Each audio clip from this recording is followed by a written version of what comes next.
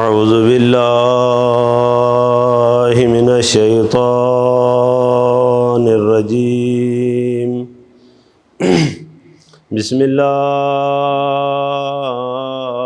الرحمن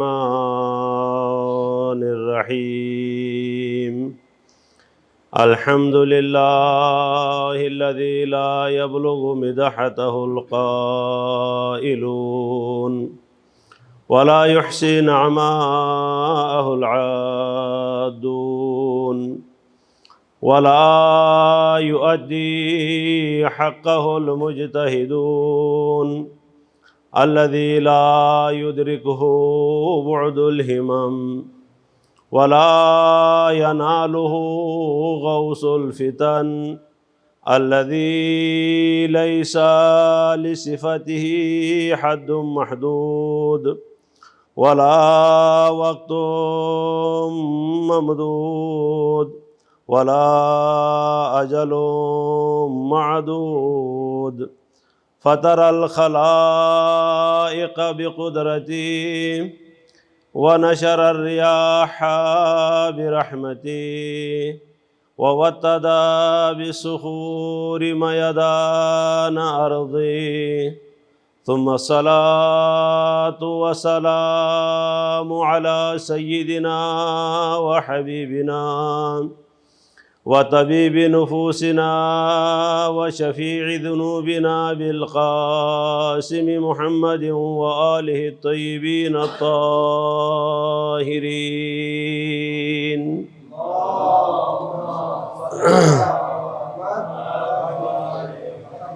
ولعنة الله على أعدائهم من يوم عداوتهم إلى يوم الدين أما بعد فقد قال الله سبحانه وتعالى في محكم كتابه المجيد وفرقانه الحميد وهو أصدق القائلين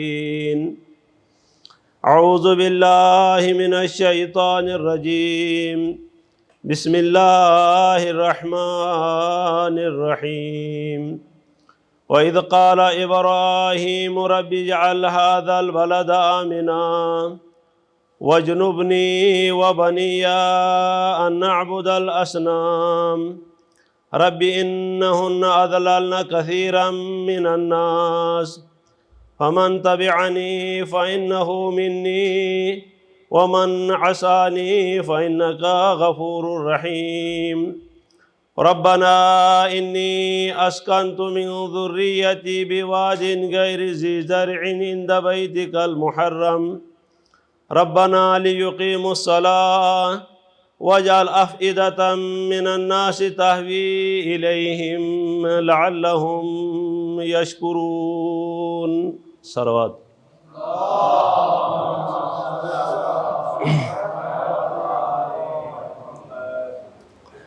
عظم اللہ اجورنا و اجورکم باستشہاد ابا عبداللہ علیہ السلام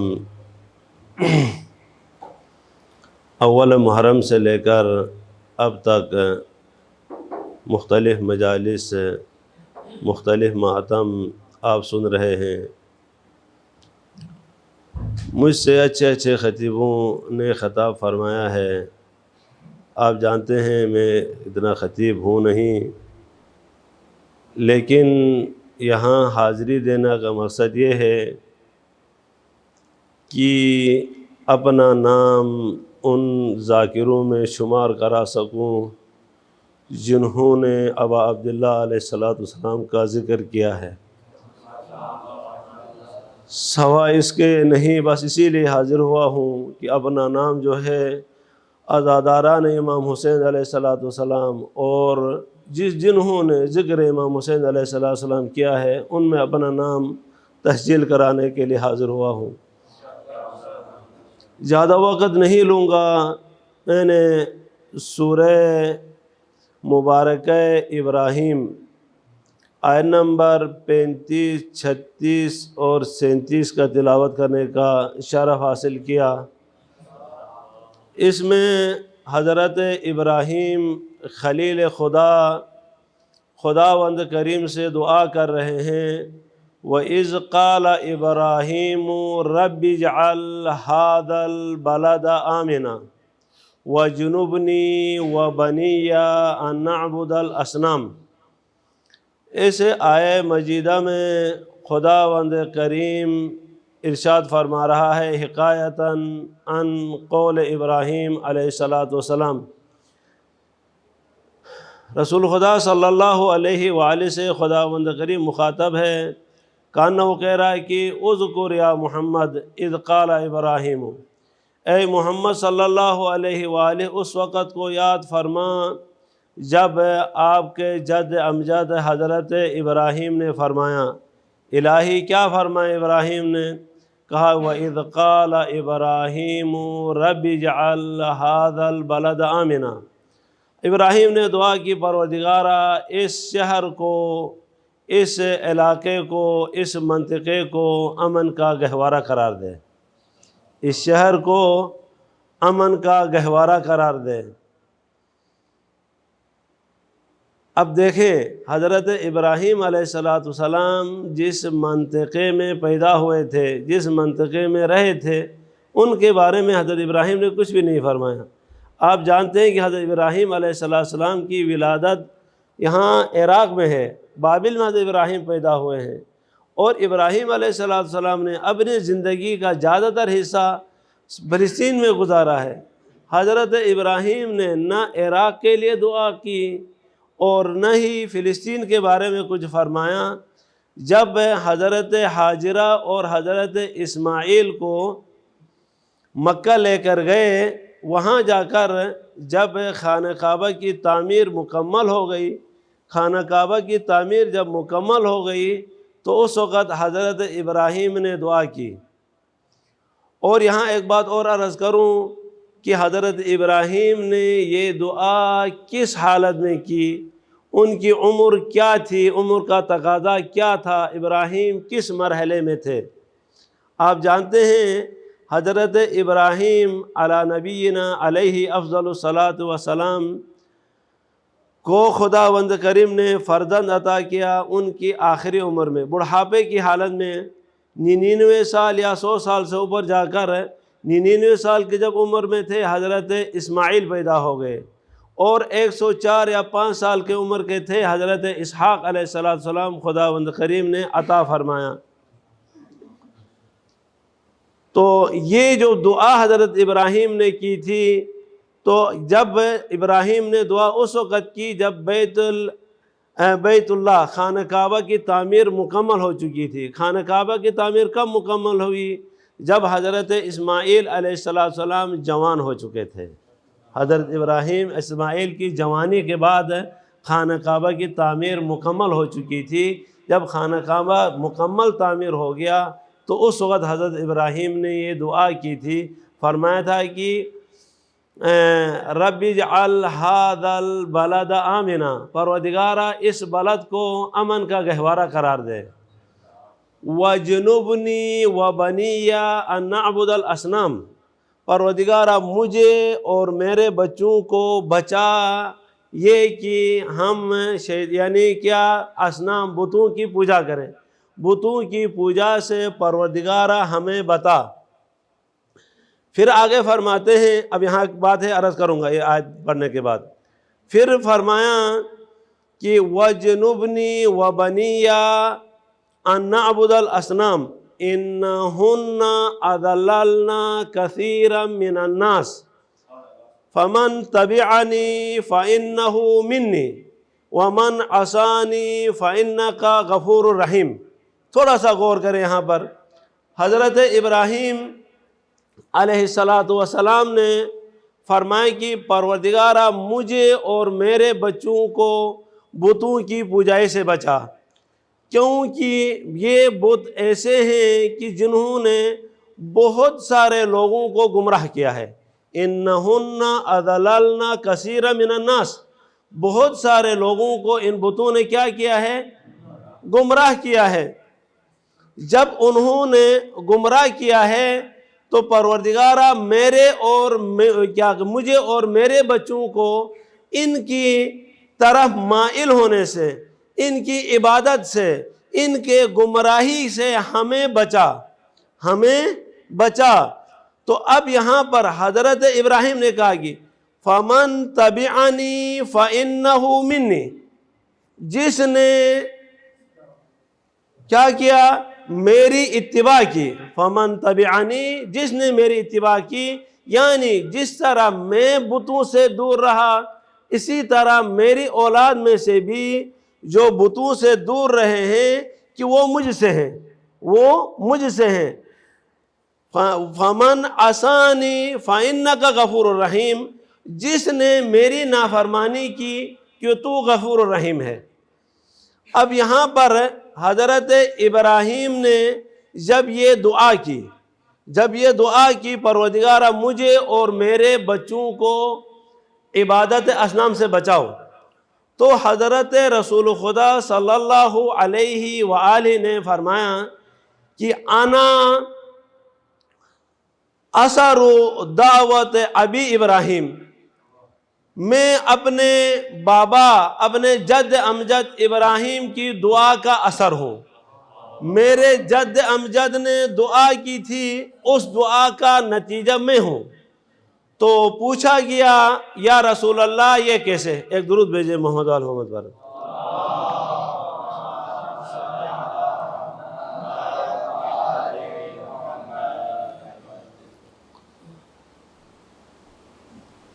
رسول خدا صلی اللہ علیہ وآلہ وسلم نے فرمایا کہ ایک اور درود بھیجے محمد وآل محمد پر۔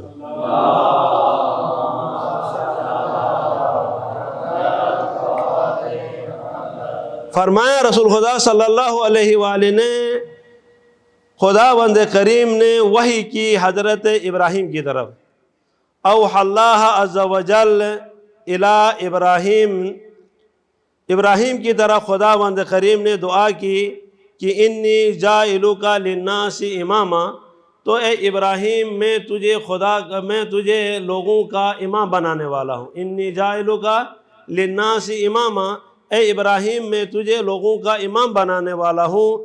تو حضرت ابراہیم علیہ السلام نے فوراً دعا کی۔ ابراہیم بہت خوش ہوئے، خوش ہونے کے بعد پھر دعا کی، عرض کیا کہ پروردگارہ یہ امامت آیا کیا میری ذریت میں بھی ہے؟ آیا میری ذریت میں بھی ہے کہ میری ذریت میں سے بھی کوئی امام ہو؟ یہاں پر ایک بات کہیں گے کہ جب یہ مرحلہ آیا، امامت کا مرحلہ آیا، ابراہیم علیہ السلام کو آخر میں خداوند کریم نے امامت کا مرتبہ دیا، تو حضرت ابراہیم کو خداوند کریم نے پہلے اپنا عبد بنایا، اس کے بعد اپنا رسول بنایا، نبی بنایا، اس کے بعد رسول بنایا، اس کے بعد خلیل بنایا۔ یعنی یہ چار ایسی بڑی صفتیں خداوند کریم نے حضرت ابراہیم کو عطا فرمائیں، عبد اپنا بنانا، اپنا نبی بنانا، اپنا رسول بنانا اور خلیل بنانا۔ جب یہ چار مقام حضرت ابراہیم کو ملے تو ابراہیم نے کچھ بھی نہیں کہا، ابراہیم نے دعا نہیں کی کہ پروردگارہ میری ذریت میں بھی نبوت آئے، رسالت آئے اور خلت آئے۔ جب خداوند کریم نے فرمایا اے ابراہیم ان قریب میں تجھے لوگوں کا امام بنانے والا ہوں، جب امامت کا مرحلہ آیا تو ابراہیم نے فوراً دعا کی، عرض کیا کہ پروردگارہ ومن ذریتی، آیا یہ امامت کیا میری ذریت میں بھی ہے؟ میری ذریت میں بھی ہے۔ تو امامت کا جب مرحلہ آیا تو ابراہیم نے یہ تمنا کیوں کی کہ میری ذریت میں بھی یہ امامت رہے؟ درود بھیجے محمد علیہ مرتبہ۔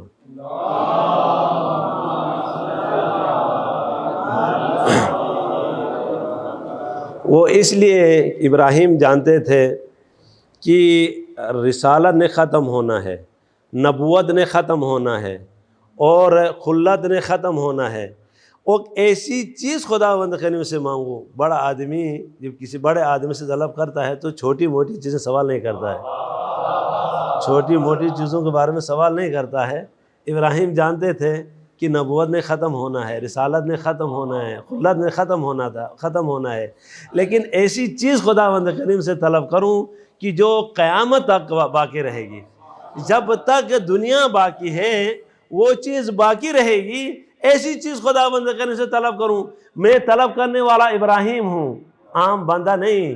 خداوند کریم نے اپنا خلیل قرار دیا ہے، وَاتَّخَذَ اللَّهُ إِبْرَاهِيمَ خَلِيلًا۔ کتنے خوش قسمت ہے ابراہیم کہ خداوند کریم نے ان کو اپنا خلیل خود خداوند کریم نے طلب فرمایا ہے۔ وَاتَّخَذَ اللَّهُ إِبْرَاهِيمَ خَلِيلًا۔ ہم کسی چھوٹے موٹے کے دوست بن جائیں، ہم خود بنائیں خوش ہوتے ہیں۔ اب دیکھیں خداوند کریم نے ابراہیم کو اپنا خلیل چنا ہے، اپنا خلیل خداوند کریم نے خود چنا ہے۔ عام بندے نہیں تھے ابراہیم خلیل خدا تھے۔ تو جب خلیل خدا تھے تو یہ سوچا کہ میں یعنی خداوند کریم نے اتنی بڑی چیز مجھے عطا کی ہے، اب خداوند کریم مجھے امامت عطا کر رہا ہے، تو اب پہلے جو 3 چیزیں مجھے عطا ہوئی ہیں ان کے بارے میں سوال نہیں کروں گا، ایسی بڑی چیز کے بارے میں سوال کروں گا کہ وہ میری ذریت میں رہے۔ وہ کون سی چیز تھی؟ وہ امامت تھی، وہ امامت تھی۔ امامت نے قیامت تک رہنا تھا، امامت نے قیامت تک رہنا تھا۔ تو یہ حضرت ابراہیم نے دعا کہا کہ پروردگارہ وہ من ذریتی، پروردگارہ میری ذریت میں یہ ہے یا نہیں ہے؟ تو خداوند کریم نے فرمایا کہ یہ میرے اس عہد پہ جو ہے ظالم لوگ جو ہے کامیاب نہیں ہوں گے۔ اب جب خداوند کریم نے فرمایا کہ لا ینال عہدی الظالمین، تو اے ابراہیم تیری ذریت میں سے جو ظالم ہیں وہ اس عہد پہ فائز نہیں ہو سکتے، اس عہد کو نہیں لے سکتے ہیں۔ تو جب کہا گیا کہ ظالم سے مراد کیا ہے، ظالم سے مراد کیا ہے؟ ظالم سے مراد یہ ہے کہ جس نے اپنی زندگی میں بتوں کی پوجائی کی ہو، بتوں کی پوجائی کی ہو، وہ ظالم ہے۔ وہ جو ہے اس منصب کے لیے لائق نہیں ہے جس منصب کو حضرت ابراہیم نے خداوند کریم سے طلب فرمایا ہے۔ خداوند کریم سے حضرت ابراہیم نے جو طلب فرمایا ہے کہ اس منصب کے لیے وہ قابل قبول نہیں ہے۔ وہ جنہوں نے اپنی زندگی کا کچھ حصہ، زندگی کے 40-50 سال ایسے گزارے ہوں، بت پرستی میں گزارے ہوں، آخر میں یہ دعویٰ کریں کہ ہم نبی صلی اللہ علیہ وآلہ کے جانشین ہیں، ہم امام ہیں، تو اس کے بارے میں حضرت ابراہیم کی دعا نے کہہ دیا کہ خداوند کریم نے علل اعلان کہہ دیا تھا لا ینال عہد الظالمین، میرے اس عہد پر ظالم لوگ فائد نہیں ہو سکتے ہیں۔ اس ظالم سے مراد وہی تھے جنہوں نے بتوں کی پوجا کی ہے۔ کس نے بتوں کی پوجا کی ہے وہ دنیا والوں کے لیے واضح ہے کہ وہ کیسے اس امت کا امام بن سکتا ہے۔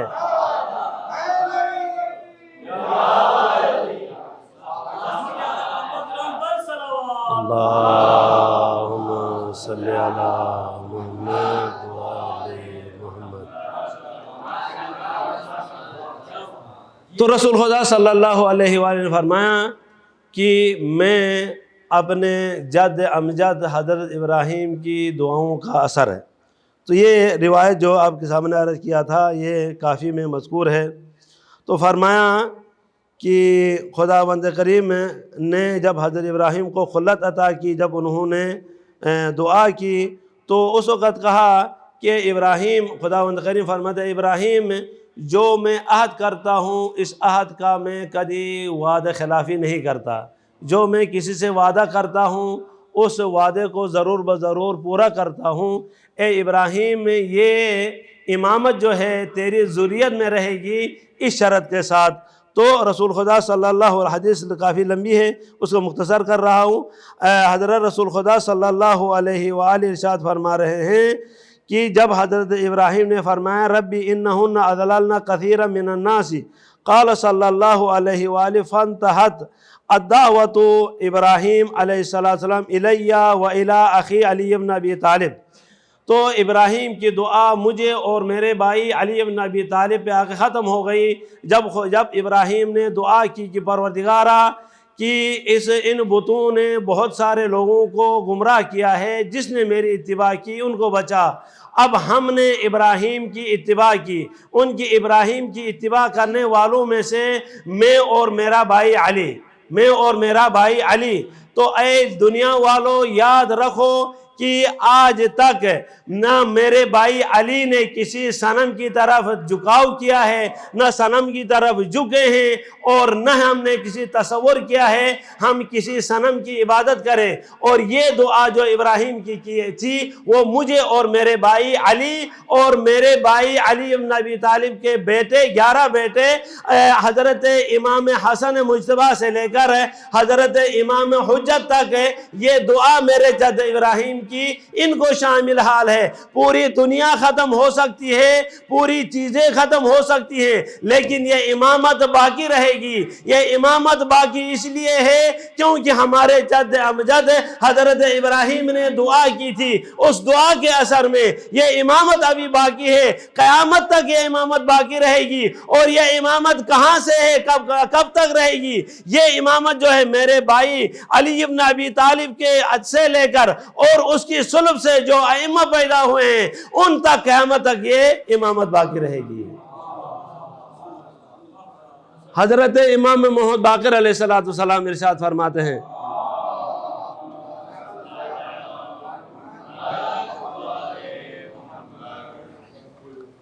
حضرت امام محمد باقر علیہ السلام ارشاد فرماتے ہیں، ہم اور ہمارے ائمہ معصومین علیہ السلام پورے کے پورے اب ہم اپنے دادا ابراہیم کی دعا کے اثر ہیں۔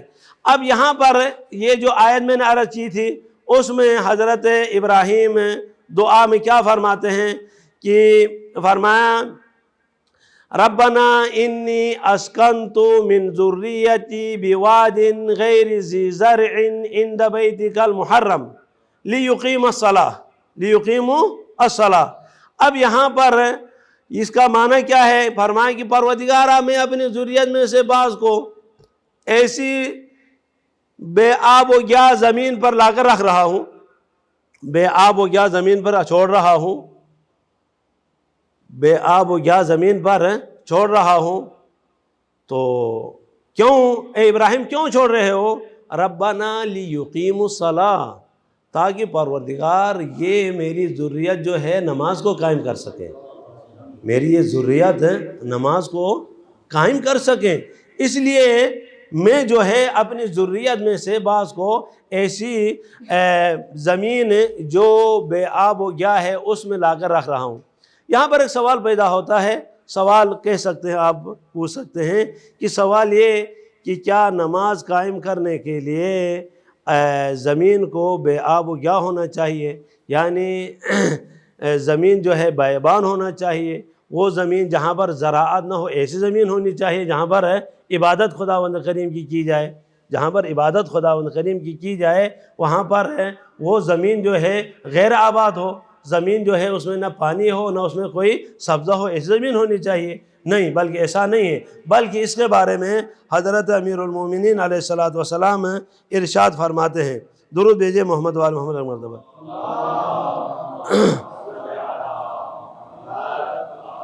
نہج البلاغہ میں امیر المومنین علیہ السلام ارشاد فرمایا وَلَكِنَّ اللَّهَ يَخْتَبِرُ عِبَادَهُ بِأَنْوَاءِ الشَّدَائِدِ وَيَتَعَبَّدُهُمْ بِأَنْوَاءِ الْمَجَاهِدِ وَيَبْتَلِيهِمْ بِذُنُوبِ الْمَكَارِهِ إِخْرَاجًا لِلتَّكَبُّرِ مِنْ قُلُوبِهِمْ۔ یہاں پر دیکھیں حضرت امیر المومنین علیہ السلام کیا ارشاد فرما رہے ہیں؟ فرما رہے ہیں کہ وَلَكِنَّ اللَّهَ يَخْتَبِرُهُمْ، خداوند کریم اپنے بندوں کا اختبار کرتا ہے، اپنے بندوں کا امتحان لیتا ہے، بِأَنْوَاءِ شدائد، مختلف قسم کی مصیبتوں کا، مختلف قسم کے بلاؤں کا، مختلف قسم کے اختبارات کا خداوند کریم اختبار لیتا ہے۔ کیوں؟ کہ اس لیے اخراجاً للتکبر من قلوبہم، تاکہ ان کے دلوں سے تکبر کو نکالے، تاکہ ان کے دلوں کو تکبر سے نکالے۔ جو بندہ متکبر ہوتا ہے وہ اس کے کوئی اعمال خداوند کریم کے ہاں قبول نہیں ہوتی ہے، تو فرمائیں کہ اخراجاً للتکبر من قلوبہم، ان کے دلوں سے تکبر کو نکالنے کے لیے خداوند کریم ان کو مختلف قسم کے عذاب یا مختلف قسم کے امتحانات اور مختلف قسم کے اختبارات میں مبتلا کرتا ہے، تاکہ ان کو زیادہ پختہ کرے، زیادہ پکا کرے۔ جیسا کہ کسی نے کہا تھا امیر المومنین سے، یا علی تو کھاتا سوکھی روٹی ہے، اور جو کہ سوکھی روٹی کھاتا ہے، روٹی کھا کر تمام لوگوں کے اوپر تو بارہ ہے، تو کیا کہتے ہیں تیری ہمت زیادہ ہے، اور تو لوگوں کو کیا کہتے ہیں ختم کر دیتا ہے، اور نہ تو نے کبھی درہ پہنا ہے، نہ کبھی تو نے لامہ پہنا ہے، ایسا کیوں؟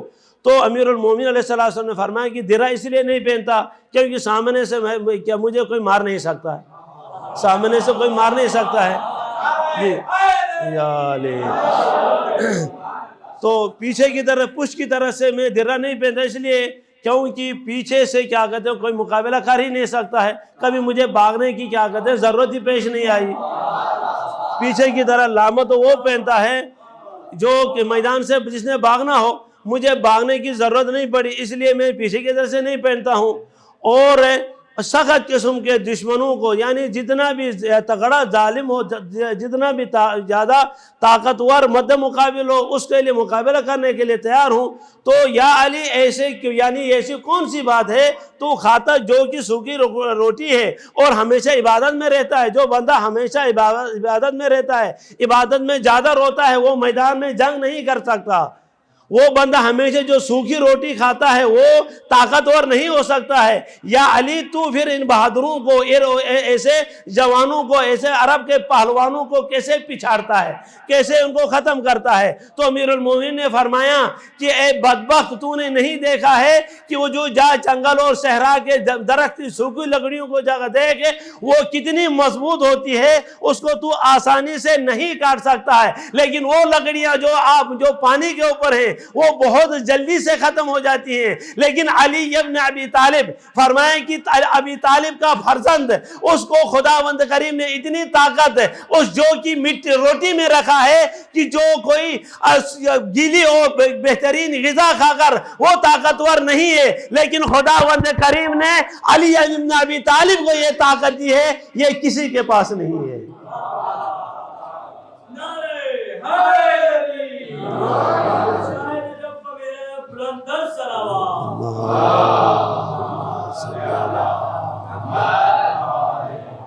امیر المومنین فرماتے ہیں کہ شدائد اور مصائب جب انسان کے اوپر آ جاتی ہیں تو ان شدائد اور مصائب کو دیکھ کر خداوند کریم میں ہر کسی کا اختبار کرتا ہے، ہر کسی کا اختبار کرتا ہے۔ تمام ائمہ معصومین علیہ السلام اور ہر نبی، ہر رسول کو خداوند کریم نے اختبار کیا، ہر نبی پہ خداوند کریم نے اور ہر رسول پہ خداوند کریم نے مختلف قسم کے شدائد اور مختلف قسم کے مصائب ڈائے۔ لیکن یہ عرض کروں کہ جس نبی پر کوئی مصیبت آئی ہے، اس نبی پر اور رسول پر اکثر انبیاء ایسے ہیں کہ ان مصیبت سے نکل کر شدائد اور خوشیوں میں داخل ہوئے ہیں۔ یہ جو ہے آپ کو تاریخ میں ملے گا، اکثر انبیاء ایسے ہیں کہ ان کے اوپر مصیبت آئی ہے لیکن مصیبت سے خداوند کریم ان کو شدائد یعنی کیا کہتے ہیں آسانی اور آرامی کے دن نکال، جیسے حضرت نوح ہیں، جیسے حضرت موسیٰ ہیں، جیسے حضرت ابراہیم ہیں، پہلے مصیبتوں میں تھے، آخر عمر میں آ کر کیا کہتے ہیں سکون اور اطمینان کے ساتھ وقت گزارا۔ لیکن امتحانوں کے بعد، مصائب کے بعد اگر سکون اور اطمینان نہیں ملا ہے تو وہ نبی صلی اللہ علیہ وآلہ وسلم اور اس کی اہل ہیں، نبی صلی اللہ علیہ وآلہ وسلم اور اس کی اہل ہیں۔ ان کو مصیبتیں آئیں، ابتدا سے لے کر آخر تک مصائب ہی مصائب، مصیبتیں ہی مصیبتیں آتی رہیں، ان مصیبتوں کو جھیلتے رہے اور یہ مصیبتیں آخر تک باقی رہیں۔ آج میں نے آپ کے سامنے ایک امیر المومنین علیہ السلام کے شاگردوں میں سے ایک شاگرد کا ذکر کرنا ہے۔ کس اعتبار سے امیر المومنین کے شاگرد ہیں آپ کو عرض کرتا ہوں۔ مولا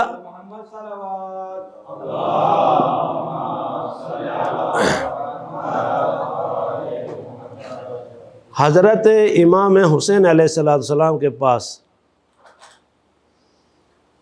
تین ایسے بہادر تھے، اگر ان تین بہادروں کو حسین ابن علی اگر استعمال کرتے تو کبھی امام حسین علیہ السلام شہید نہیں ہو سکتے تھے، کیوں شہید ہونا تھا یہ خداوند کریم کی طرف سے امر جو ہے یہ متحقق ہو چکا تھا۔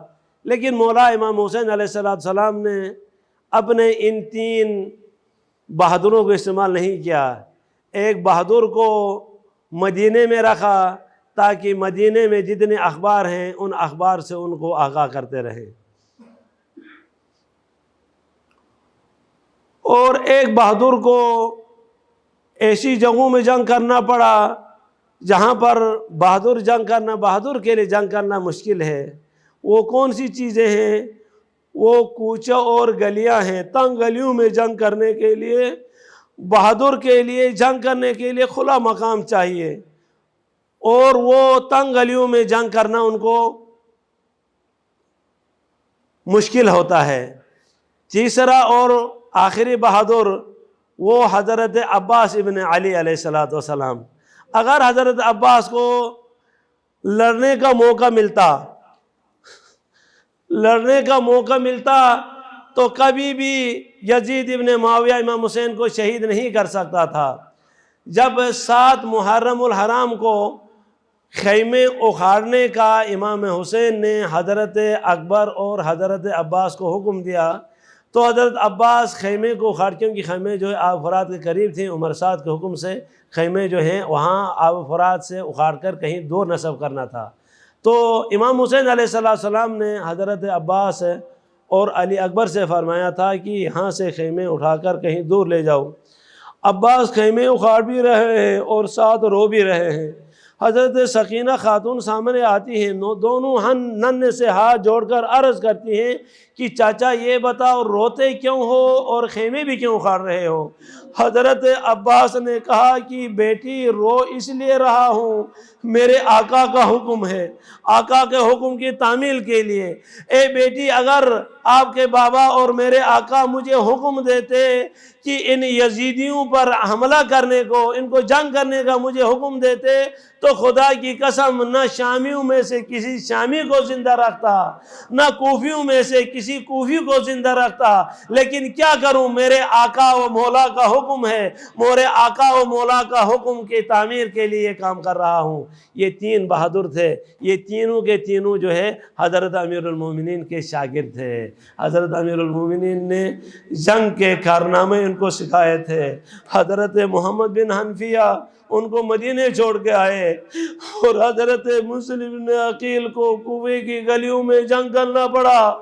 کوئی بہادر گلیوں میں جنگ نہیں کر سکتا، جنگ کرنا مشکل ہے۔ یہ مختصر سی باتیں عرض کروں۔ حضرت مسلم بن عقیل طوعہ کے گھر رات رکھتے ہیں، وہ تمام واقعہ بیان نہیں کر رہا، اسے آپ جانتے ہیں۔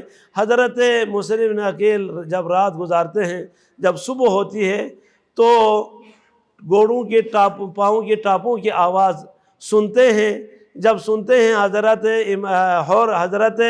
مسلم طوعہ سے کہتے ہیں، طوعہ کیا کہتے ہیں، ذرا اور میری تلوار مجھے پکڑا دے، بار دیکھ رہا ہوں کہ قوم اشقیاء کو پتہ چل گیا ہے میں تیرے گھر میں ہوں، وہ تیرے گھر داخل ہونا چاہتے ہیں، کہ میں نہیں چاہتا ہوں کہ تیرے گھر کی حرمت پامال ہو۔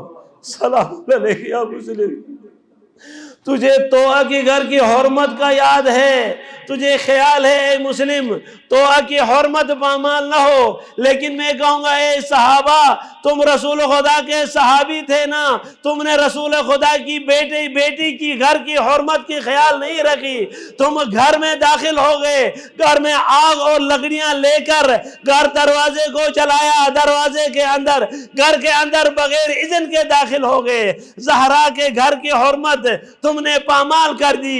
اے مسلم، تجھے سلام ہو، تجھے طوعہ کی حرمت کا بڑا خیال ہے۔ کہا کہ اے طوعہ، میں نہیں چاہتا کہ تیرے گھر کی حرمت پامال ہو، میں باہر نکلوں گا۔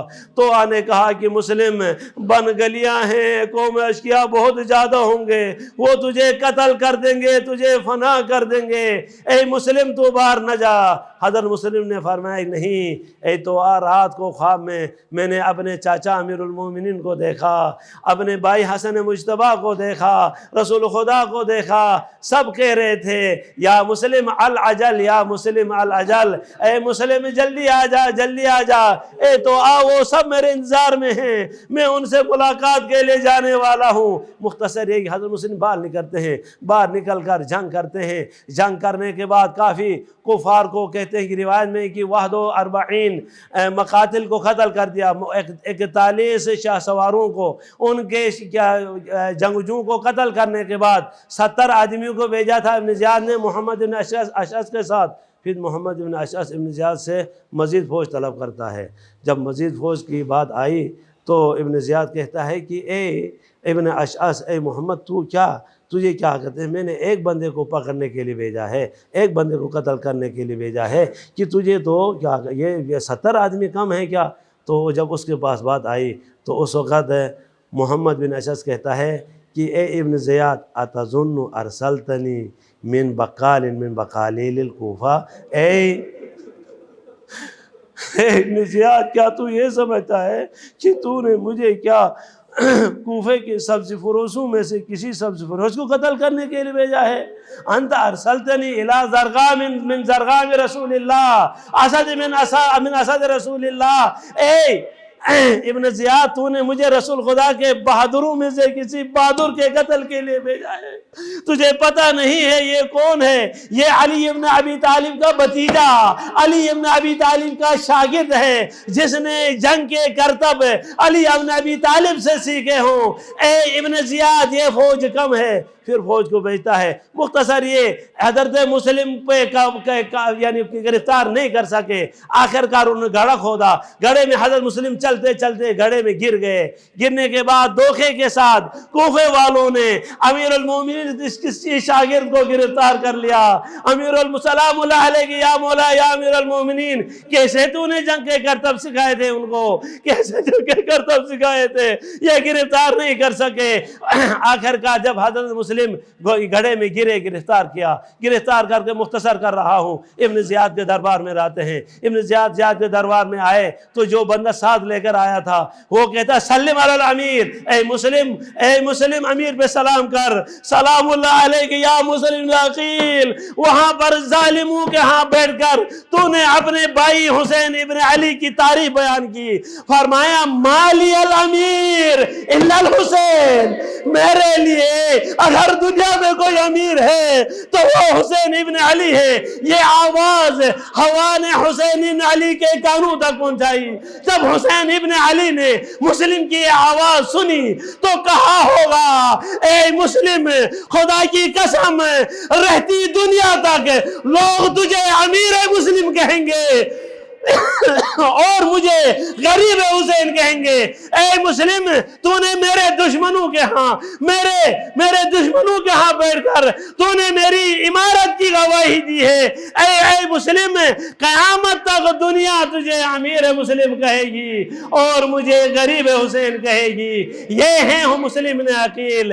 آخر کار ابن زیاد کہتا ہے اے مسلم سلم ام لم تسلم، سلام کر یا سلام نہ کر، ہر صورت میں تو نے قتل ہونا ہے۔ حضرت مسلم جب نے دیکھا، حضرت سے رونے لگے۔ حضرت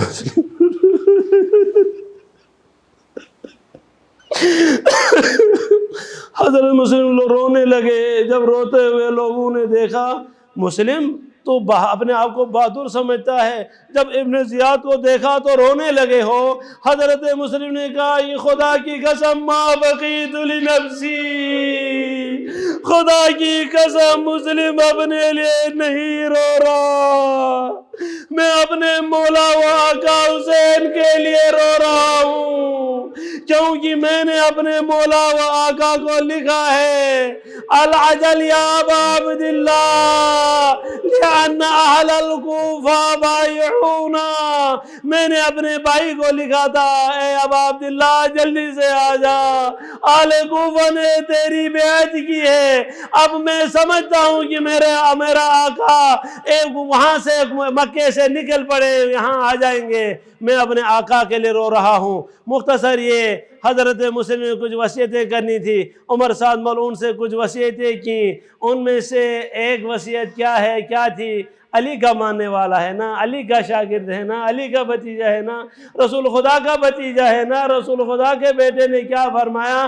کہا کہ جے عمر صاحب، جب سے میں اس شہر میں داخل ہوا ہوں میں مغروض ہو گیا ہوں، سلام اللہ علیہ یا مسلم، میری تلوار اور میری درہ بیچ کر 600 درہم کا میں مغروض ہوں، اس کو ادا کرنا۔ دوسری بات یہ کہ جب میں قتل کر دیا جاؤں، میرے جسے کو، میرے لاش کو لے جانا، لے کر دفن کرنا۔ اور تیسری اور مہم بات یہ ہے کہ میرے بھائی ابا عبداللہ کے لیے خط لکھنا کہ کوفہ والوں نے میرے ساتھ غداری کی ہے، اے بھائی ابا عبداللہ کوفہ نہ آنا۔ یہ 3 چیزیں کہنا۔ مختصر یہ کہ حضرت مسلم کو قصر عمارہ کی چھت پر لے جاتے ہیں۔ ایک شامی کو حکم دیتا ہے ابن زیاد، لے جاؤ، لے جا کر عمارت کی چھت کے اوپر لے جاؤ، قصر عمارت کی چھت کے اوپر لے جا، اس کے گردن اڑاؤ اور اس کو کیا قتل کر دو اور نیچے پھینک دو۔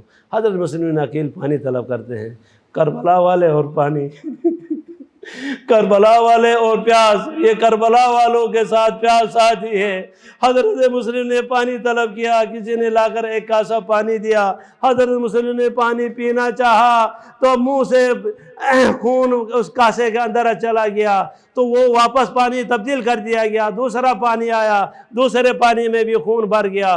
حضرت مسلم نے کہا کہ لے جاؤ یہ پانی، شاید مجھے دنیا کی غذا اور دنیا کی خور دونوں جو ہے اس سے معروم ہو چکا ہوں، ختم ہو چکی ہے، لے جاؤ، میں اپنے جد رسول خدا، اپنے چاچا امیر المومنین سے جا کر یہ جنت کے یا کوثر کا پانی پیوں گا۔ مختصر ہے کہ قصر عمارت کو اوپر لے جا رہے ہیں، اوپر لے جا کر وہ قتل کرنا چاہتا ہے۔ اور وہاں پر جب قصر عمارت کے اوپر لے گئے ہیں، حضرت مسلم نقیل مکے کی طرف منہ کر کے السلام علیکہ یا اخی یا ابا عبداللہ، ابا عبداللہ سلام کہتا ہے۔ جب حضرت مسلم نے سلام کیا، حضرت امام حسین علیہ السلام اپنے خیمے میں اپنے مقام سے اٹھتے ہیں، اٹھ کے وعلیک السلام یا اخی۔ جب یہ حضرت عباس نے ان جملوں کو سننے کے بعد حضرت ابا عبداللہ سے عرض کرتے ہیں کہ بھائی اس وقت سلام کا جواب اور کھڑے ہونا کیا مقصد ہے اے بھائی؟ حضرت امام حسین نے کہا عباس دیکھنا چاہتے ہو مرحلے کو؟ عباس نے کہا بھائی دکھاؤ۔ حضرت امام حسین نے اپنی دونوں انگلیوں کے درمیان کہا بھائی عباس یہاں دیکھو۔ حضرت عباس کیا دیکھتے ہیں؟